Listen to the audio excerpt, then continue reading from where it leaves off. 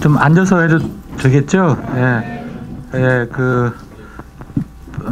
원래 제가 이제 목발 짚고 다니는데 제가 6월 달에 좀 다쳤어요. 강의하러 가다 그냥 큰 대자로 넘어지는 바람에 이 무릎이 뼈가 이제 골절이 돼가지고 그로부터 좀 휠체어를 좀 타고 있어서 할 수 없이 불가피하게 앉아서 강의하다 보니까 뒤에 있는 분은 제가 잘 안 보일 거예요, 그렇죠? 그래도 뭐 그렇게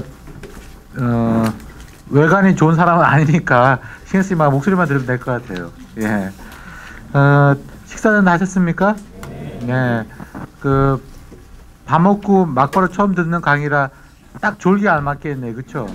또 제가 또 강의를 재미있게 하는 편은 아니어서 제 강의 듣다 만약에 졸리면은요 관장님 눈치 봐가면서 주무세요. 주무시면 될 것 같습니다. 하여튼 이렇게 귀한 자리에 불러서 감사하고요.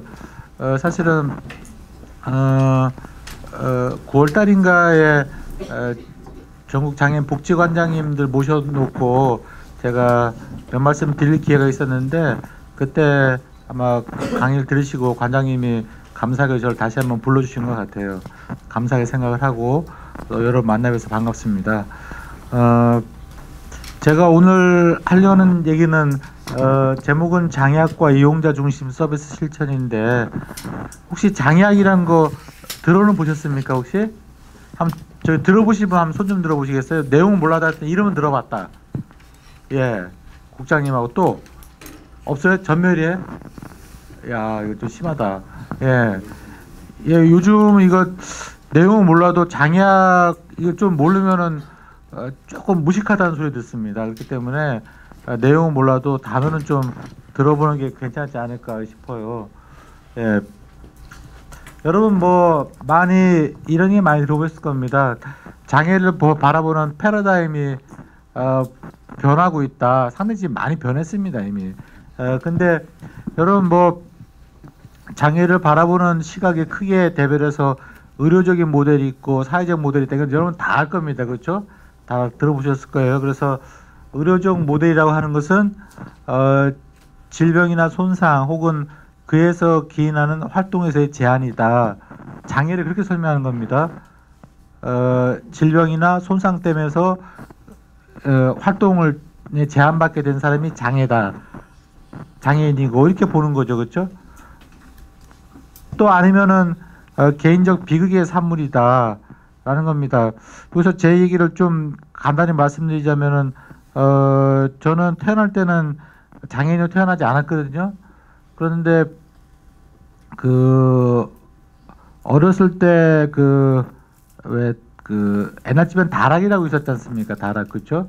예, 제가 살던 집에 다락이 있었는데 고모가 그날 때 뭐 초등학생이 중학생이 몰라. 하여튼 다락문을 열어놓고 오르락내리락 열어놨는데 제가 오르락내리락 다 뚝 떨어졌어요. 다락에서 뚝 떨어졌는데 이제 막 애가 막 열도 나고 자지러지게 울고 하니까 저희 어머니가 저를 업고서 병원에 갔죠. 가서 애가 왜 이러냐라고 물어봤더니 선생님 말씀이 독감이다. 그래서 독감 치료 한 일주일 했다는 거 아닙니까? 했더니 일주일 지나도 열도 안 내리고 어머니가 바느질하는 바늘로 제 발바닥에 찔러봤더니 감각이 없더래. 참 이상하다 싶어가지고 다시 그 병원에 가서 선생님한테 여쭤봤더니 선생님 말씀이 소아마비다 그러더라는 거예요. 소아마비다.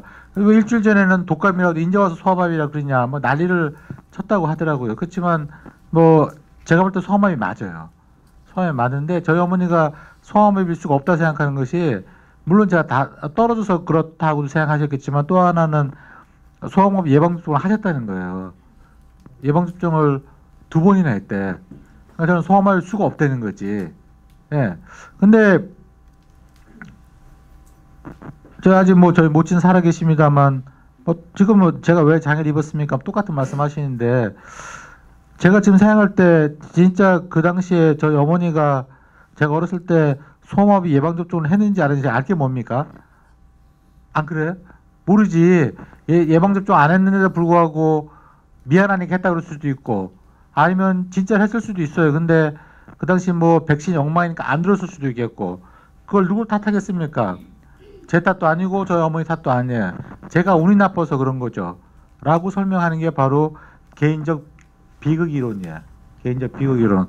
퍼스널 트레디디라고 하는데, 개인적 비극의 산물이다. 혹은 어떤 질병의 뭐 소아마비 일종의 건강 이상이죠. 그래서 생긴 생물학적 결정론의 산물이다. 이렇게 장애를 설명한다는 거죠. 예.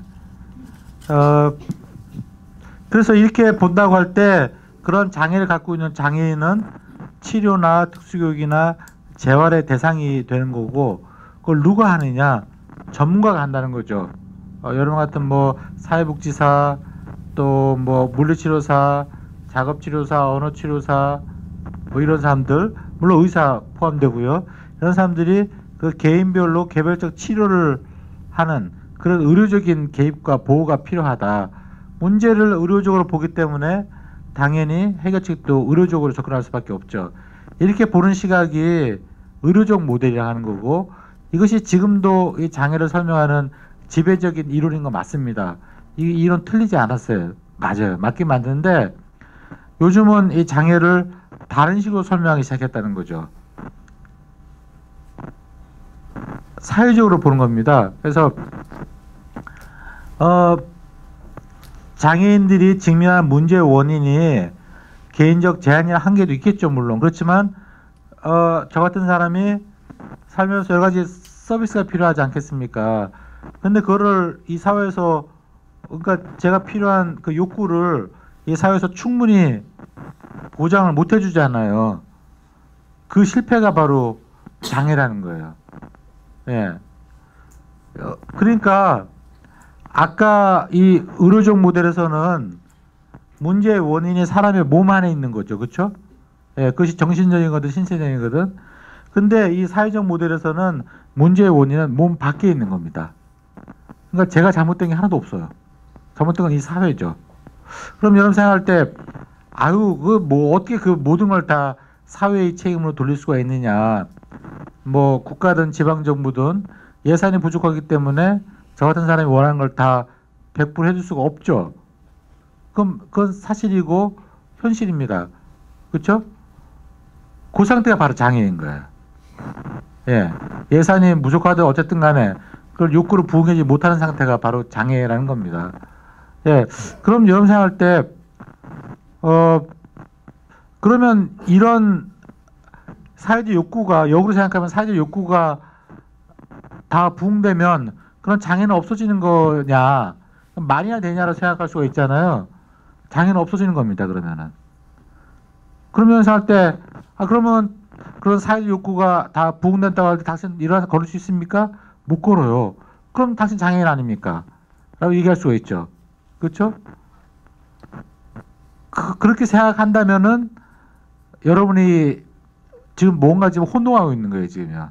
예, 혼동하고 있는 거예요. 그게 뭘 혼동하고 있는지는 다시 설명을 드리도록 하겠습니다. 그래서 이게 다분히 이 장애, 이 사회적 모델에서는 정책과 계획에 초점을 두는 개인의 치료보다는 그런 경향이 좀 있습니다. 자, 그래서 근데 이제 이렇게 얘기하면 좀 속은 편한데, 의료적 모델, 사회적 모델 여러분 다 알고 계시고, 요거를 좀 더 복잡하게 할 필요가 있어요. 그러니까 이것이 사실은 장애를 바라보는, 크게 대별하자면 개인적인 차원이 있고 사회적인 차원이 있는 거죠. 그렇죠? 개인적인 차원의 가장 최신 버전이 의료적 모델인 거예요. 예. 그 개인적 모델도 종류가 여러 가지가 있어요. 여러 가지 있습니다. 그 중에서 가장 최신 버전이 의료적 모델을 생각하시면 됩니다. 어쨌든 장애를 바라보는 개인적 시각이 있고 또 사회적 시각이 있다. 이건 제가 지금 말씀드린 거고. 그래서 그걸 이제 그 개인적, 사회적으로 본다면은 또 다르게 이렇게 볼 수 있어요. 잘라서 하나는 관념적 입장이 있고 하나는 유물론적 입장이 있을 수가 있을 거예요. 예, 그러니까 유물론적 입장은 그것은 이제 물질의 문제다라고 보는 것이고, 관념론적 입장은 관념의 문제다라고 보는 거가 되겠죠. 그렇죠? 자, 그래서 그러면 이제 셀이 4개가 나오잖아요. 2 곱하기 2니까. 그래서 그 교차점을 보자면 장애를 개인의 문제로 보고 또 유물론적 입장으로 보면은 그게 개별적 유물론적 입장이라고 부릅니다. 예, 이 입장을 가장 대변하는 학문은 의학입니다. 의학, 특수교육학 이런 거죠. 그래서 이제 장애를 어떤 그것이 뭐 정신의 문제든 이제 신체의 문제든 물질의 문제라고 보는 거죠. 예, 예, 이런 입장이 있습니다. 그 다음에 개인의 문제긴 개인의 문제인데 물질의 문제는 아니고 관념의 문제다라고 볼 수가 있어요. 그럼 그거는 개별적 관념론 입장이라고 부릅니다. 이 입장을 대변하는 가장 대표적인 학문이 사회복지학입니다. 장애인 복지학이죠. 예, 이 입장에서 주로 많이 하는 그런 단어가 많이 쓰는 장애인을 바라볼 때 많이 쓰는 단어가 그러니까 적응 혹은 뭐 개인의 의지, 그렇죠? 뭐 그런 얘기를 많이 합니다. 예. 근데 뭐 이 입장도 틀린 건 아니에요. 틀린 건 아닌데 제가 이제 지금도 좀 슬슬 여러분의 딴지 좀 걸기 시작한다면 이제 저 같은 사람이 어디에 적응을 해야 되냐면은 이 사회에 적응해야 되는 거죠. 그렇죠? 이 주류 사회에 적응해야 되는 거죠. 근데 그게 맞나? 한번 생각해 볼 필요가 있어요. 진짜 그게 맞나? 여러분 이 입장하고 항상 같이 돌아다니는 단어가 대표적인 게 뭐냐면은 정상화, 사회통합, 탈시설화 이런 단어들이에요. 주류화 이런 단어 많이 들어보셨죠, 그렇죠? 지금도 장애인 복지의 하나의 그 중요한 원칙 이상으로 삼고 있는데 장애학적 입장에 볼 때는 약간 좀 문제가 있어요. 자, 우선 아까 적응이라고 칩시다. 영어로 어댑테이션이라고 하죠. 제가 물론 이 사회에 적응할 필요가 있어요. 맞아요. 맞고 이 주류 비장애인 사회에 적응할 필요가 있는데 거꾸로 이 사회가 저한테 적응할 필요가 있지 않을까요? 예를 들어서 지금 이 세미나실 3층에 있는데 제가 다리에 힘을 길러가지고 휠체어를 딛고 일어서고 다시 목발로 해갖고 3층 올라오는 게 쉽겠습니까? 아니면 엘리베이터 놓는 게 훨씬 쉽겠습니까? 엘리베이터 놓는 게 훨씬 쉽죠. 예. 제가 이렇게 휠체어를 이게 목발 짚다 휠체어 타니까 진짜 일하기 힘들다. 점점 더 힘들어져요. 이게 이 근육이 구축이 돼가지고 일하니까 아픈 거라 이게. 그래서 되게 이제 목발 짚다 휠체어 타면은 되게 다시 목발로 돌아가기 힘들어요, 사실은. 예, 그런 상황인데. 물론 물리치료 받긴 받습니다만 크게 차도는 있는 것 같지는 않아요. 어쨌든 이번 방학 때 좀 노력을 해볼 생각입니다만 별로 큰 희망은 없어요. 예, 그러니까 이게 제가 이 휠체어를 벗어나는 것보다도 엘리베이터 도는 게 돈은 더 들지 모르겠지만 훨씬 더 근본적인 해결책이 되지 않겠습니까? 예, 여러분 뭡니까 옛날에는 이 장애인 복지 서비스가 시설 중심 서비스였잖아요, 그렇죠? 예, 시설 중심 서비스잖아요. 그래서 그거를 IBR에서 그러니까 시설 중심 재활, Institution Based Rehabilitation에서 IBIR 부르셨죠, 그렇죠? 그러다 이제 그것이 시설 인권 문제가 자꾸 생기고 하니까 시설 밖에서 서비스를 제공하자 하면서 CBR이라는 게 생겼잖아요. Community Based Rehabilitation 이라는 게 생겼잖아요. CBR. 그러면서 그때 같이 종합 선물 세트로 따라다닌 단어가 바로 어쨌든 시설에서 밖으로 나가려니까 탈시설화해야 되는 거고, 그렇죠?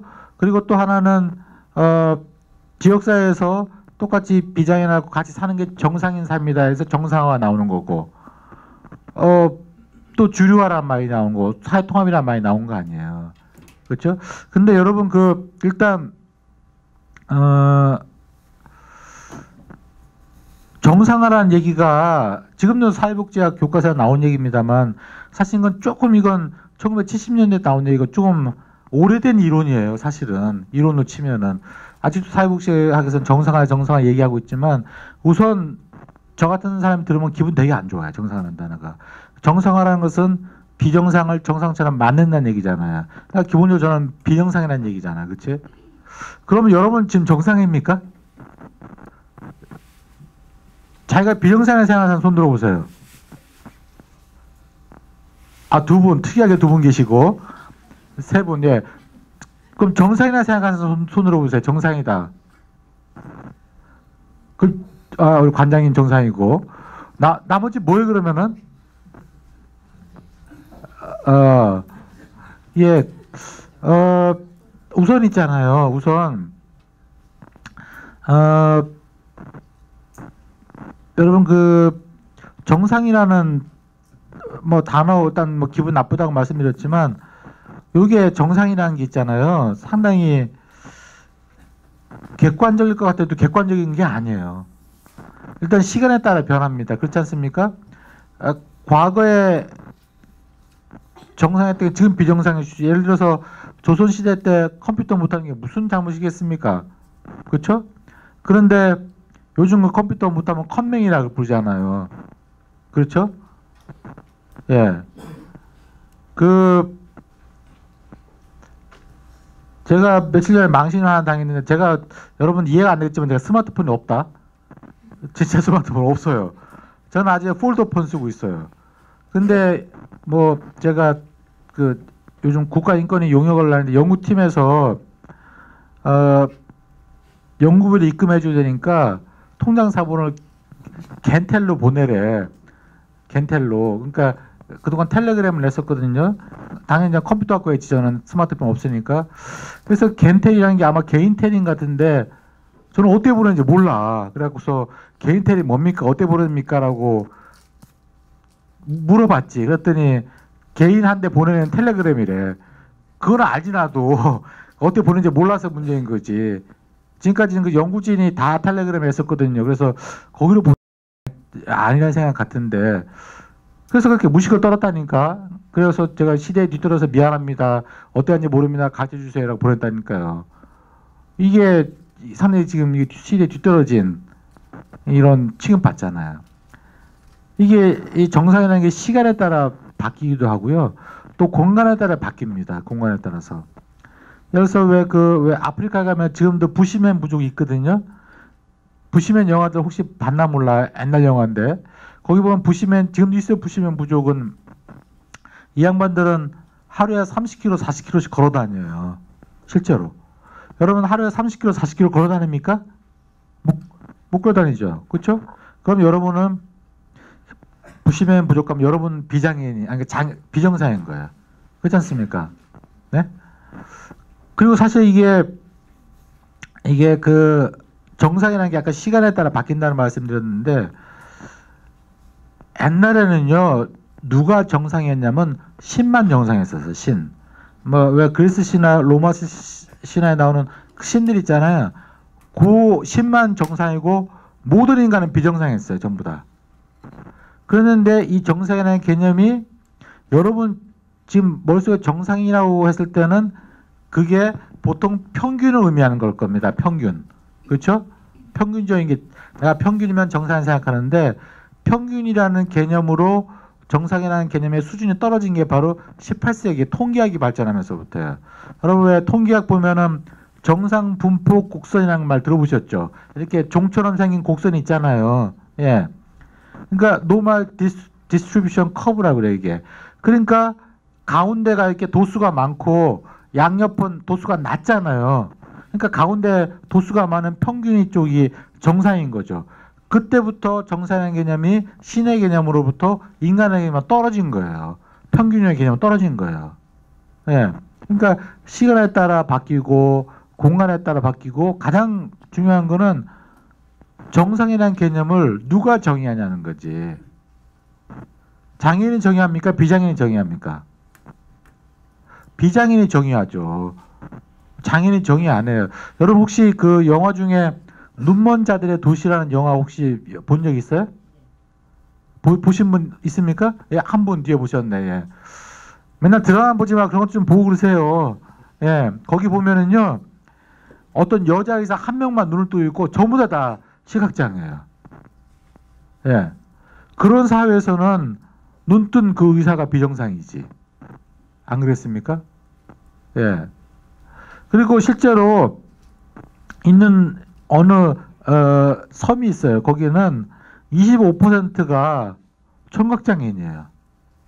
왜 그러냐면은 섬이다 보니까 옛날부터 그 이제 섬 바깥과의 교류가 없었고 그러다 보니까 좀 상당히 이제 근친 간에 결혼하는 일이 좀 많았고 그러다 보니까 어떻게 되는지 청각장애인이 좀 많이 나왔어요. 그래가지고 그 섬에는 25%가 청각장애인이에요. 그리고 대부분 그 섬 사람들은 다 수화를 다 써요. 그런 상황에서 청각장애인은 전혀 비정상 아닙니다. 예. 그러니까 이게 시간에 따라서 공간에 따라서 누가 이거를 정의하에 따라서 정상이라는 게 다 달라진다는 거죠. 예. 그래서 어쨌든 정상이라는 말을 정상화라는 말 별로 안 좋아해요. 그래서 제가 한번 논문을 썼을 때 이렇게 정상화라는 개념을 제가 공격을 한 적이 있었어요. 사실 이건 제가 공격한 게 아니라 여러분 뭐 정상하면 울펜스버거라는 사람이 아마 떠오를 겁니다. 근데 울펜스버거하고 이 장애학자 중에 마이클 올리버라는 사람이 한 30년간 40년간 정상화라는 거 갖고 둘이 싸웠어요. 논쟁을 했어요. 예. 그래가지고 계속 이제 올리버가 공격을 하니까 이 울펜스버거라는 사람이 정상화라는 단어를 다른 말로 바꿨어요. SRV라고. Social Visualization, Social Role Visualization에서 SRV라고 씁니다. 그러니까 사실은 울펜스버거도 정상화란 말 안 씁니다. SRV라는 말로 바꿔버렸지. 예. 그거 뭐냐면은 어떤 장애인이 사회적 역할을 부여받으면 이 사회에서 정상적인 삶을 살 수 있다 이런 얘기거든요.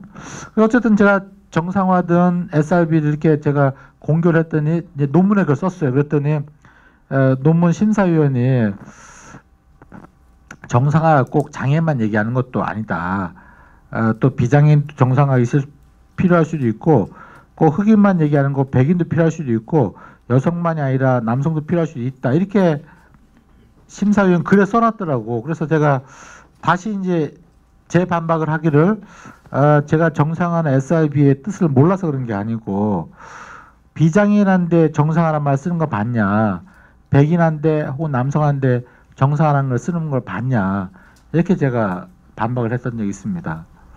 그래서 정상화라는 것은 제가 한번 미국의 장애학교에 갔었는데 어떤 교수님이 정상화라는 이론을 이제 자기 논문 발표한 중에 쓱 집어넣었어요. 근데 그 객석에 앉아 있었던 어느 장애인단체 활동가인가 그랬던 것 같아요. 손을 번쩍 들더니 지금 때가 어느 때인데 옛날 이론을 갖고 얘기하냐 이런 반박했던 걸 제가 그때 또 기억하고 있어요. 확실히 옛날 이론입니다. 정상하게 그렇고 또 하나는 여러분 주류화가 뭡니까? 주류화 처음 듣는 얘기예요. 주류화가 뭐냐면 전 술을 안 먹거든요. 술 안 먹는 사람이 술 먹는 사람처럼 되는 게 주류화죠. 여기서는 아재기가 안 통하네. 여기는. 예. 그 주류화라는 건 뭐냐면 메인스트리밍이라 했고 비주류가 주류처럼 된다는 뜻이죠. 그렇죠? 주류처럼 된다. 그러면 장애인이 주류겠습니까? 비장애인이 주류겠습니까? 당연히 비장애인이 주류죠. 그러니까 비주류인 장애인이 주류의 사회에 통합되는 거죠. 그때 이제 통합이란 말이 나오는 거죠. 인티그레이션이라는 말이 나오는 거죠. 근데 사실은 왜 비주류인 장애인이 주류처럼 돼야 됩니까? 라는 생각을 해볼 수가 있죠. 그리고 왜 비주류인 장애인이 이 주류 사회에 통합돼야 됩니까? 딴지에 걸자면 예를 들어서 주류 사회인 여러분 같은 비장애인이 장애인의 사회에 들어오면 안 되나? 여러분이 장애인의 사회에 통합되면 안 되나? 너무 심한가? 그럼 한 중간점 만나면 어떨까요? 그런 의미가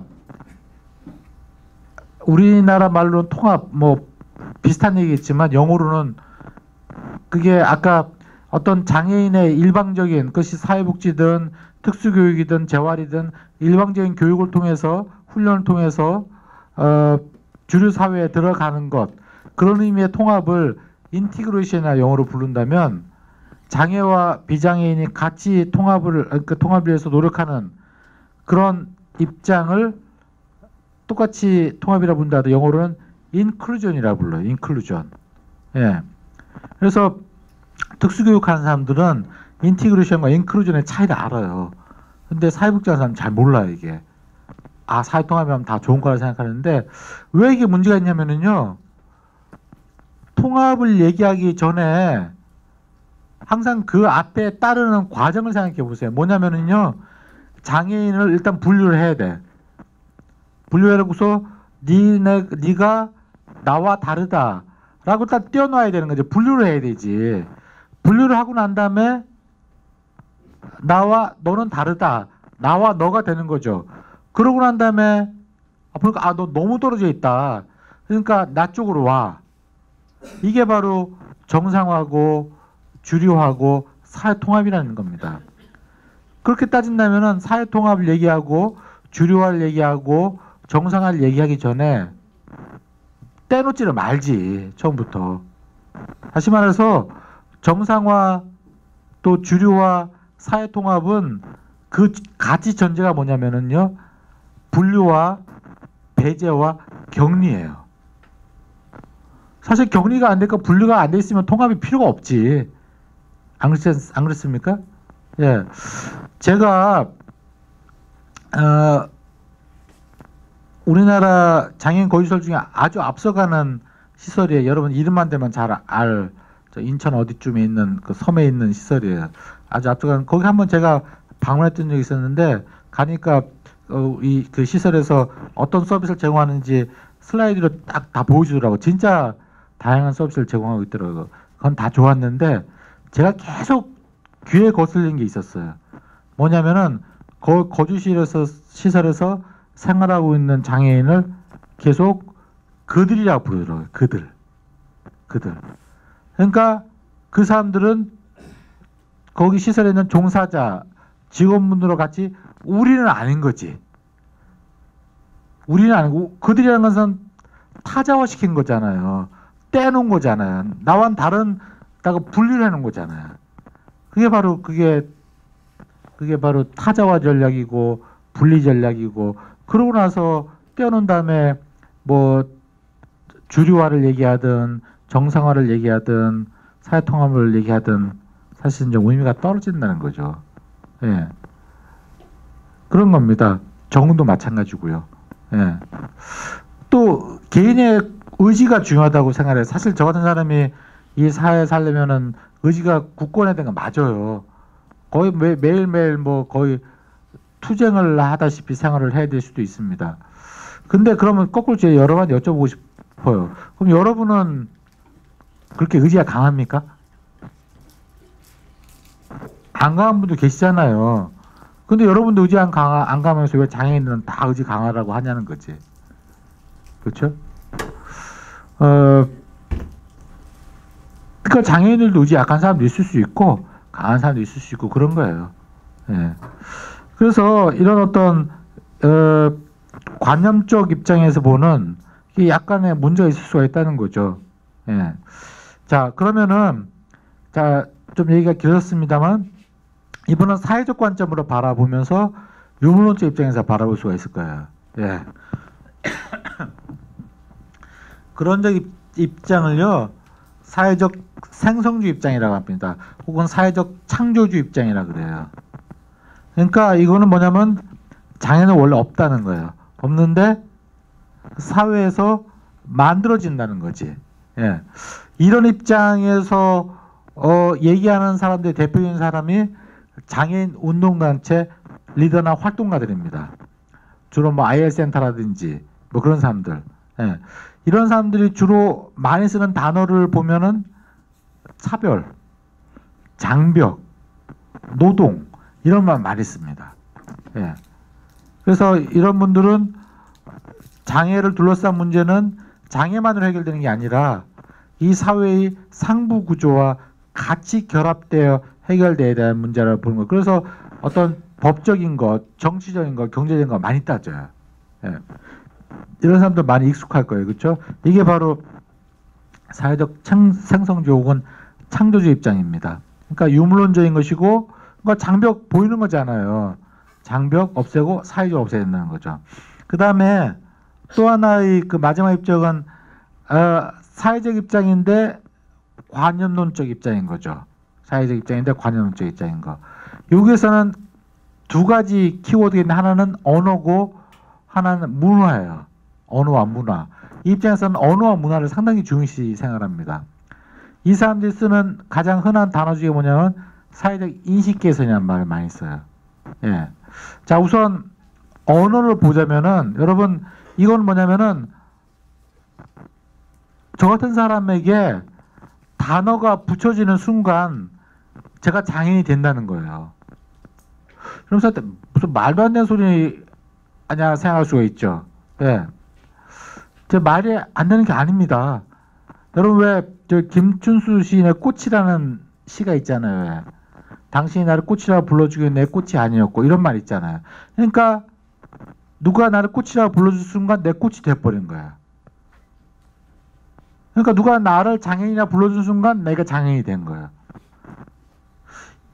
이해가 안 될 것 같아요. 한번 제 설명 한번 드려볼게요. 저 이제 박사학위 받으려고 미국에서 공부하고 있는 동안에 저희 부친이 대장암에 걸렸었어요. 근데 저희 부친이 말단 공무원 출신이거든요. 되게 부지런하세요. 지금 물론 정년퇴직하셨죠. 잠시도 이 엉덩이를 바닥에 안 붙여놓는 분이세요. 근데 어느 날 속이 참 거북해가지고 병원에 한번 갔더니 대장암이라 그러더란 거야. 예. 근데 그 대장암이라는 선고를 받는 순간 거의 당장 내일 돌아가실 분처럼 행동하시더래. 뭐 친구들도 안 만나고 뭐 개모임도 안 가고 당장 여러분 그런 거 많이 보셨죠, 그렇죠? 암 선고 받으면 뭐 그냥 의욕을 잃고 아무것도 안 하잖아. 그럼 그 암 선고 받기 어제하고 오늘이 훨씬 더 암이 급격히 나빠졌겠습니까? 아니에요. 그렇게 큰 차이는 없을 겁니다. 근데 뭐냐면 그것이 바로 암이라는 이름이 라벨이 나한테 붙는 효과예요. 그것이 라벨링, 낙인, 이름의 명칭의 효과라는 거죠. 예. 네. 그렇죠? 그래서 이 이름이 장애를 만들어낸다는 게 사실은 말이 안 되는 게 아니라니까요. 말이 돼요. 말이 돼요. 그리고 그 힘의 효과는요, 상당히 막강하고 대부분은 부정적이에요. 부정적입니다. 여러분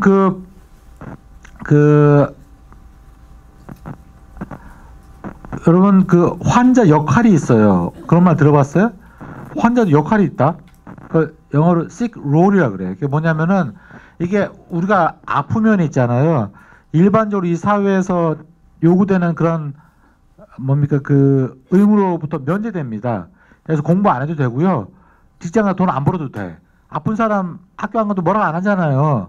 그러니까 일반적으로 건강한 사람한테 요구되는 그런 의무로부터 면제되거든요. 근데 그 반면에 또 다른 의무가 부과됩니다. 그게 뭐냐면은 병을 낫기 위해서 최선을 다해야 될 의무가 주어져요. 예. 그걸 sick role 환자 역할이라 그래. 그러면서 내가 나한테 환자라는 patient라는 이름이 부여되는 순간 문제는 나와 나를 치료한 의사와는 권력관계가 하늘과 땅이지. 그렇죠? 그래서 여러분 병원 가보면 아시겠지만 의사들이 나이가 젊은 의사들도 깍듯하게 존댓말 안 하잖아요. 반말 비슷한 막 이런 말 존댓말 쓰고 그러잖아요. 그래도 여러분 왜 이렇게 깍듯하게 존댓말 안 거기서 뭐라고 한 적 있습니까? 감히 말을 못 꺼내. 왜냐하면 의사와 환자 사이는 하늘과 땅의 권력 차이가. 환자라는 이름이 딱 부여되는 순간. 그래가지고 뭐 옷 벗으라 옷 벗고 엑스레이 찍으려고 엎어지라면 엎어지고 누구라면 누구 시킨 대로 다 하잖아요. 그래서 약 하루에 3번 먹으라면 꼬박꼬박 먹고 그래서 병원 갔더니 약 꼬박꼬박 먹는다. 그래서 요즘 먹느냐 해서 아유 까먹었네 하면은 병이 나을 생각이 있냐는 누구 없냐는데 혼나잖아요. 예. 사람이 뭐 까먹고 약 까먹고 안 먹을 수도 있지. 어떻게 꼬박꼬박 하루에 3번 먹습니까? 예. 근데 그게 감히 뭐라 못하는 것이 그게 환자는 라벨이 나한테 부여해주는 힘이에요. 상당히 부정적인 힘이죠. 예. 그래서 여러분 누구한테 장애인 포함한 누구한테 함부로 라벨 붙이는 거 바람직한 건 아닙니다. 예. 그러면 유생할 때 그럼 병명이든 환자면 라벨을 안 붙이고 그럼 어떻게 고칩니까? 라고 생각할 수 있는데 그 말도 일리가 있어요. 그리고 또 라벨을 안 붙이면은 그 사람 설명하면 또 한참 설명해야 될 거 아니에요. 그래서 뭐 조현병 설명하는데 조현병이라는 단어를 안 붙이면은 증상 한참 얘기해야 될 거 아니야. 물론 그 단어를 붙여야 될 경우가 있어요. 근데 우리가 쓸데없이 자꾸 라벨을 붙이지 않은가 한번 생각해 볼 필요가 있습니다. 어쨌든 근데 환자는 날 가망성이라도 있지. 근데 장애 나을 가망성도 없거든. 그러니까 더 3등 시민, 4등 시민이 되는 거죠. 이것이 바로 언어의 라벨의 힘입니다. 또 하나는 문화의 힘이에요. 여러분 장애인들이 일반적으로 어떤 성격적인 특성이 있다고 생각하지 않나 몰라. 뭐 좀 고약하고 괴팍하고 대인관계도 좋지 못하고 화도 잘 내고 외골 쓰고 고집만 피우고 자기중심적이고 이런 생각들 하고 계신 분 있습니까? 한번 손 들어보세요. 있어도 손 안 드시겠지. 예. 근데 여러분 제가 관상을 딱 보니까 제가 성격이 고약해 보입니까? 원만해 보입니까? 원만해 보입니까? 예. 고맙습니다. 예.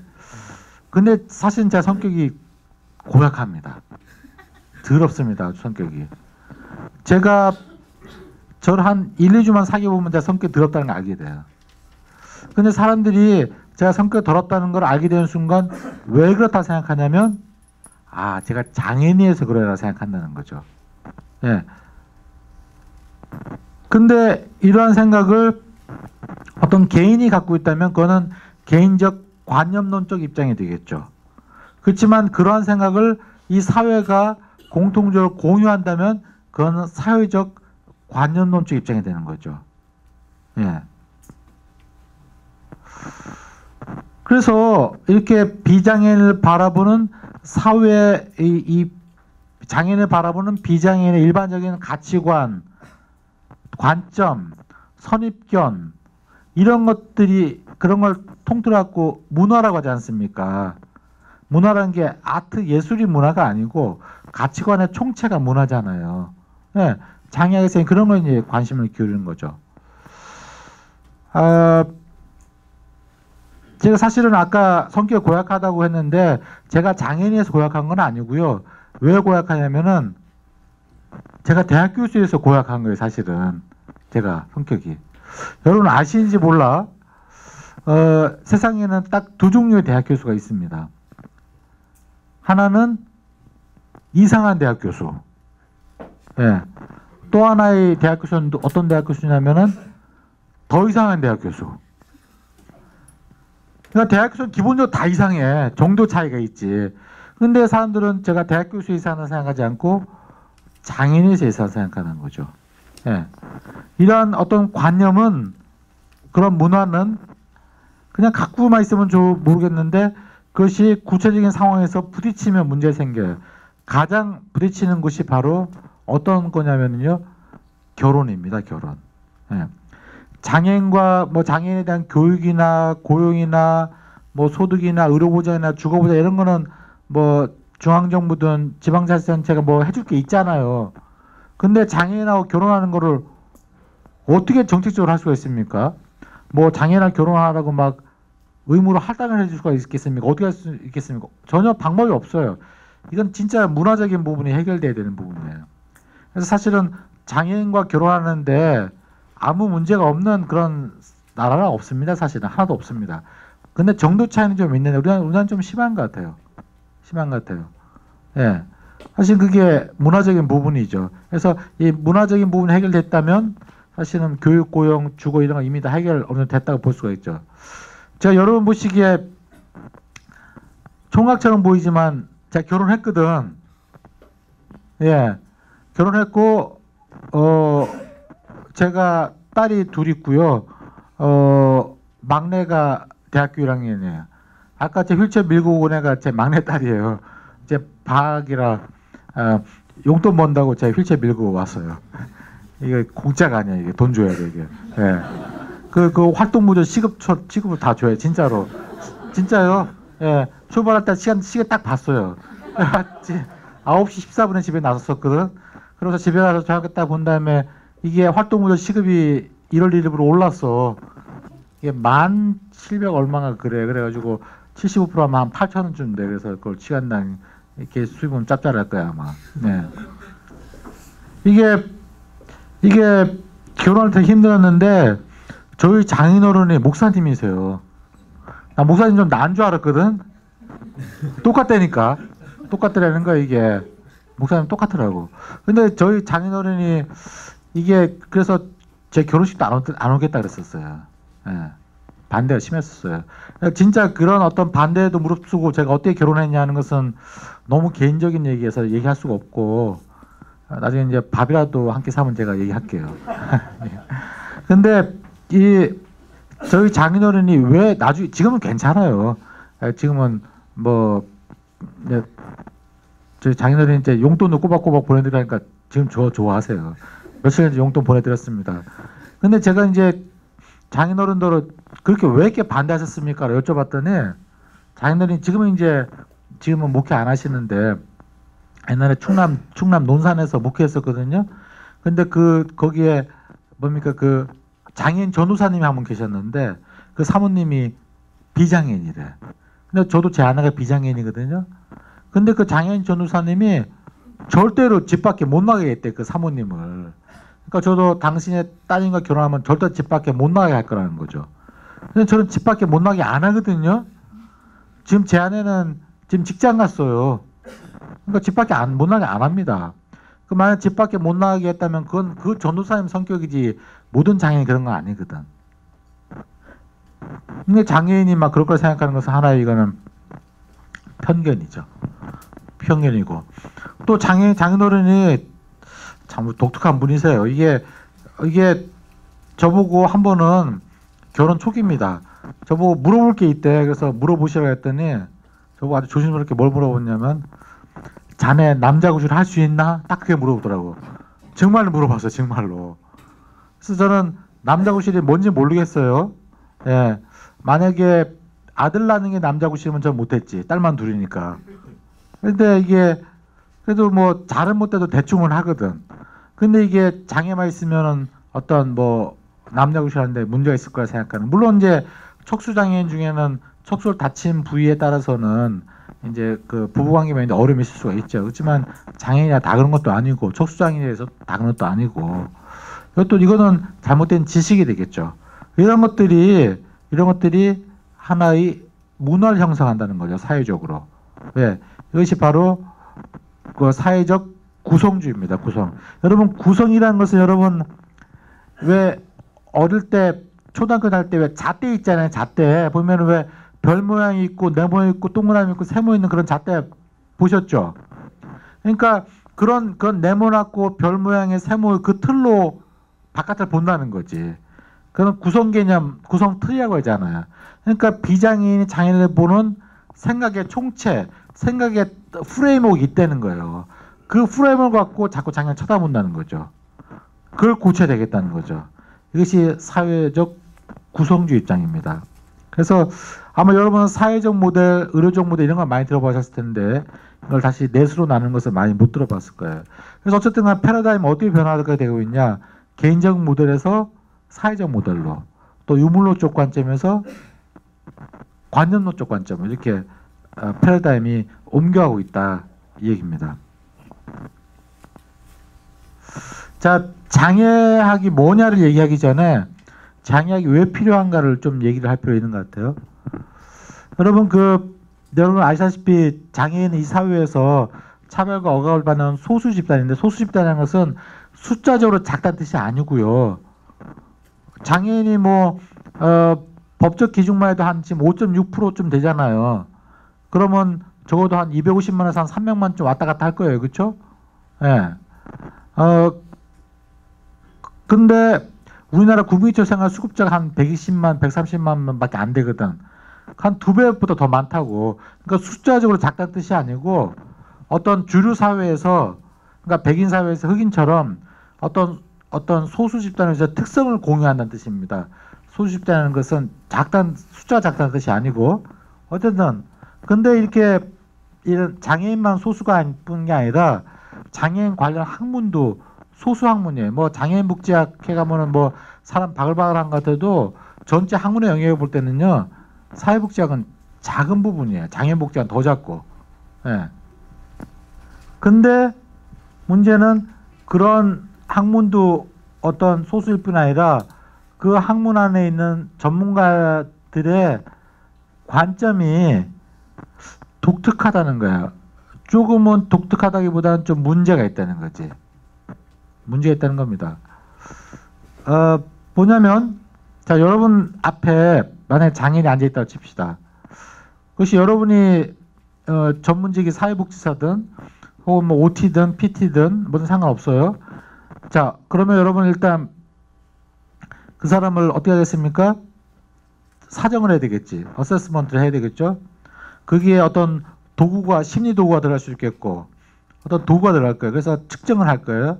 측정을 하고 난 다음에 문제를 정의하겠죠. 이 사람은 뭐 발달장애다, 뭐 자폐성 장애다, 뭐 이렇게 정의를 내리겠죠.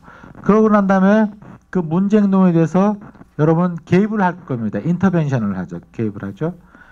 의사 같으면 치료를 할 테고, 그렇죠? 간호사 같으면 간호를 할 테고, 그 다음에 특수교육자들은 교육을 시킬 테고, 사회복지사들은 서비스를 제공할 테고, 그럼 개입을 하죠. 개입을 하고 난 다음에 일정 기간 지난 다음에 평가를 하겠죠. 그래서 평가를 해가지고 이게 내가 원래 개입의 목표로 세웠던 것이 일정 시간 지난 다음에 달성되면 성공, 아니면은 피드백을 하겠죠. 이게 내 개입 방법이 뭐 잘못된 게 아닌가? 방법을 바꿔볼까? 혹은 다른 워크가 한번 접근해볼까? 이렇게 하는 게 일반적이지 않습니까? 용어로 뭐라 쓰든 간에. 그렇죠? 근데 여러분 여러분 앞에 자폐성 장애인이 앉아 있어요. 그리고 그 장애인이 자꾸 벽지를 뜯는 습관이 있어요. 그 여러분 앞에 있어요. 그러면 여러분은 이 벽지 뜯는 건 분명 문제 행동이니까 그럼 이제 개입을 해야 되겠다는 거예요. 근데 인지 치료를 하자니 맞기 못 알아들을 것 같고, 그러니까 행동 치료를 해보자. 그러니까 좀 비윤리적인 것 같고, 그렇지만 어쨌든 맞기 못 알아들으니까 내가 행동 치료를 했어요. 그래서 한 6개월쯤 지나고 벽지를 드디어 안 뜯게 됐어요. 그러면 내가 이제 개입에 성공했다는 생각 아닙니까, 그렇죠? 그렇지만 저는 여러분한테 딴지를 걸고 싶은 것이, 여러분이 과연 자폐성 장애인의 벽지 뜯는 즐거움을 뺏을 권리가 있냐는 거예요. 벽지 뜯는 게 왜 문제입니까, 그게? 지금 여러분 여기 세미나실처럼 벽지 안 발라놓으면 되잖아요. 만약 낙서한다, 그게 왜 문제예요? 벽에다 크게 뭐 전지 붙여놓으세요. 실컷 낙서하게. 그럼 되는 거지. 왜 깨끗하게 발라놓고서 거기다 낙서하면 또 문제 있다고 그러냐는 거지. 제가 미국에서 공부할 때 저희 집이, 미국은 이제 벽지라는 게 없으니까 전부 다 이렇게 하얀 색깔 다 칠해놨거든요. 낙서한다고 뭐라 하는 사람도 없어요. 제가 세워도 살았지만 집주인이 뭐라고도 안 해. 그 뭐 다른 세입자 들어오면 다시 색칠 싹 하면 되니까 아무도 뭐라고 합니다. 저도 뭐라고 안 했고 제 아내도 뭐라고 안 했고. 엉망했어요. 벽이 낙서를 해가지고. 네. 그렇게 제가 이렇게 그 낙서하는 거 뭐라고 안 하고 마음대로 글도 쓰고 그림도 그리고 해서 그런지 모르겠지만 저 첫째 딸이 지금 미대 다니고 있거든요. 미대 다니고 있어요. 디자인 공부하고 있어요. 둘째는 아까 본 애는 영화 공부하고 있어요. 영화. 그래서 그 예술적 그 재질이 저나 제 안에 보면 별로 없는 것 같은데, 이게 아마 그때 그런 어떤 걸 억제하지 않아서 그렇지 않은가 생각이 든다는 거죠. 그래서 이 어떤 우리 문제 정의 자체가 문제가 아닐 수도 있다니까. 아까 그 어떤 그 둘째 딸 어릴 때 교회에서 연필을 하나 얻어왔어요. 그래서 연필이 있으니까 저 필통을 사달라고 하더라고. 필통 사줬죠. 했더니 막 울어. 왜 우냐 했더니 연필 필통에 안 들어간대.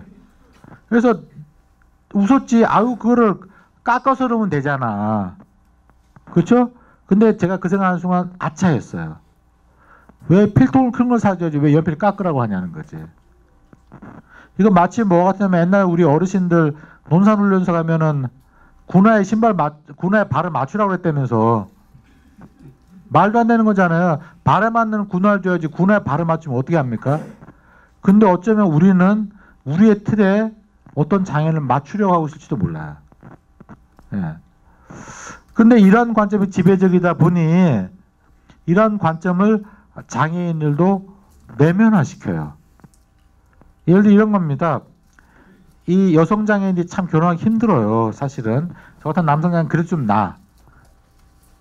근데 여성 장애인들더러 결혼을 했습니까? 하면은 많이들 안 하셨어요. 그래서 왜 안 하셨습니까? 물으면은요, 십중파구는 자기는 결혼 안 하기로 했대. 그러니까 미혼이 아니고 비혼이라는 말을 썼는데, 물론 그럴 수도 있어요. 근데 제 마음 한구석에 드는 생각은 혹시 저분이 결혼을 하지 않기로 마음을 먹은 것이 하도 어릴 때부터 네가 몸이 그러니까 시집갈 생각하지 말고 엄마랑 아빠랑 쭉 같이 살자. 얘기를 하도 어렸을 때부터 내가 원래 결혼을 안 하기로 어렸을 때부터 마음을 먹었다고 스스로 생각하는 거예요. 그러니까 부모의 그런 말은 사실은 외부로부터 오는 억압입니다. 근데 그것을 하도 오랫동안 듣다 보니 그것이 내 것이 돼버린 거예요. 그러니까 그걸 억압의 내면화라고 부르거든요. 그 internalization of the oppression이라고 불러요. 많은 장애인들이 그 억압을 내면화시키고 있어요. 네. 그러니까 다른 소수자하고 다른 거는 장애인들은 하도 차별과 억압을 오랫동안 받아오다 보니 이놈께 이게 차별인지 억압인지 구분이 안 돼, 이게. 이런 상황에 있습니다. 그래서 재발이지 장애인이 사회 한 구성원으로 기능을 하든지 못하든지 그냥 이 장애 혹은 손상을 다양함의 하나로 봐달라는 거예요. 다양함으로. 여러분 왜 그런 얘기 하지 않습니까? 다른 것이 틀린 것은 아니다 말을 많이 하잖아요. 그렇죠? 장애는요 잘못된 게 아니고 그냥 있는 거예요. 그냥. 그러니까 저를 묘사할 수 있는 특수 여러 가지 형용사 명사가 있을 거예요. 예를 들어서 저는 남성이고 또 아까 때문에 기독교인이고 고향이 부산이고 대학 교수이고 거기다 장애인이야. 또 그리고 여러분이 동의할지 모르겠지만 미남이고 예, 대부분 동의하는 것 같아요.